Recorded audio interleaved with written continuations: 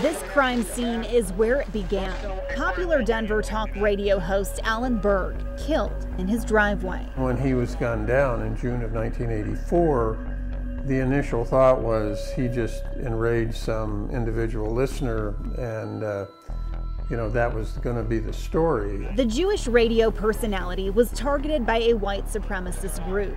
Berg's murder would become the topic of Steven Singular's first book, Talk to Death, launching his career as a true crime author. I found that I liked writing about crime. I liked being in courtrooms. I liked watching the dynamics of the law work. That book would later inspire the Oliver Stone movie, Talk Radio. It was the doorway into these great American themes: race, violence, how do we all, coexist with each other.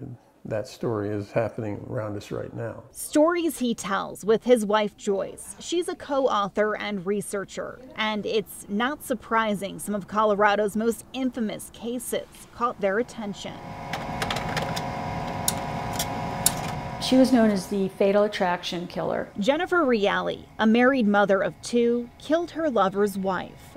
The details were horrific. She dressed up in her husband's army fatigues. He was at Fort Carson at the time. She was having an affair with Brian Hood. Brian Hood had 3 young children, and Diane Hood was at a lupus support meeting, and Jennifer dressed up and went and shot her. Years later, Reale reached out. She was still in prison, but she read their book and she wanted them to know she liked it. What was interesting to us was that she never could really, could never wrap her head around why she did it. Whenever we'd get to the point about why she thinks she committed the crime or the moment she committed the crime, she sort of disassociated. And we knew that she could never really tell the truth about it. But their books always looked to provoke a deeper dive into crime and the human mind. A lot of times the reason that we get drawn to these stories is because of the psychological component.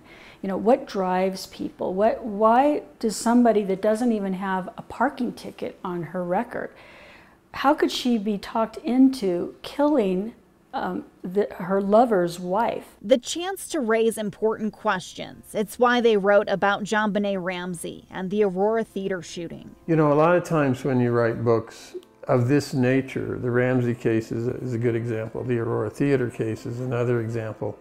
You're trying to raise questions and you're trying to start a conversation, especially in the Aurora case. Books that engage and keep people talking. I have felt that, writing about crime is you're really writing about the society you're living in and the times that you're living through and the things that impact, those times. And hopefully, the books have created something of a record around that. Documenting those stories right here in Colorado. Liz Gilardi, Denver 7.